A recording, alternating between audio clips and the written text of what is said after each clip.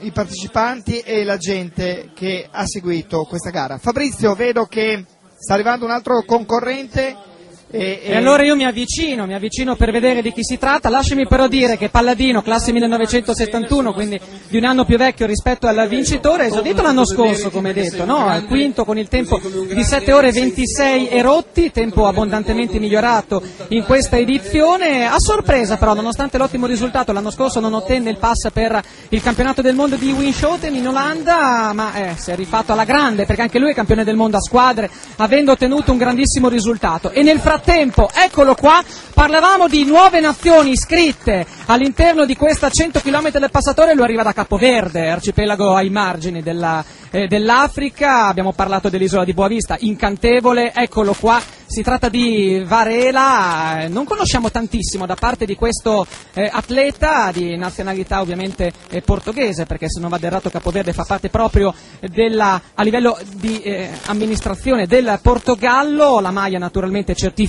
come le sue origini siano chiaramente dell'arcipelago di Capoverde. Arriva un po' distrutto, circondato da quella che è la bandiera del suo stato. Io avanzerei anche, sentiamo un attimo se riesce a parlare inglese. You speak English? Puoi farmi da traduttore? Allora, proviamo a chiedergli quali sono state le sue impressioni. L'impressione della corsa, come sta la corsa?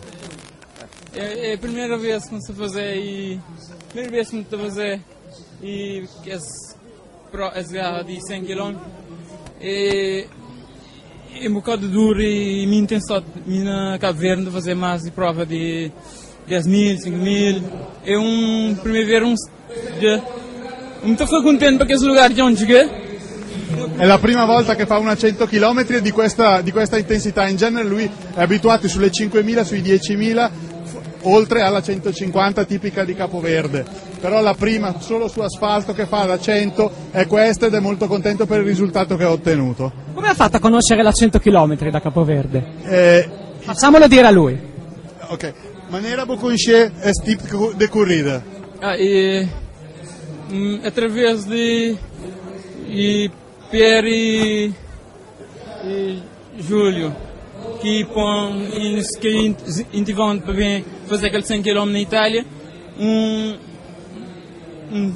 ficou contente com de ficar incentivando e ele dá uma boa preparação de treino. Ele saiu de Itália, vai preparando na Cabo Verde, é um bocado de esforço, então fica contente também. Sono stati i suoi preparatori che si sono dislocati a Capoverde, Giulio Simoncelli e Pier Giorgio Scaramelli, che l'hanno seguito per mesi dopo l'ultima prova di ultramaratona che ha fatto a Capoverde, e dopo averlo seguito per oltre 6 mesi il risultato è la gara di oggi. Ultima cosa, diciamogli anche che qui c'è un certo Calcaterra da battere. Adesso, prossimo anno, torna ben per tentare battere Calcaterra. Apesar que tive pouco tempo de treino, tive mais ou menos 4 meses de treino para me fazer aquele 100 km. É gara que poder treinar mais ou menos un anno para poder bem fazê-lo. Dice che dopo che l'ha provata quest'anno avrà un anno di tempo per prepararla, ed è una sfida che accetta volentieri. Dopo una preparazione di soli 4 mesi, crede che con la preparazione di 8-10 mesi e addirittura un anno potrà competere alla grande. Ringraziamo Varela da Capoverde, obrigado.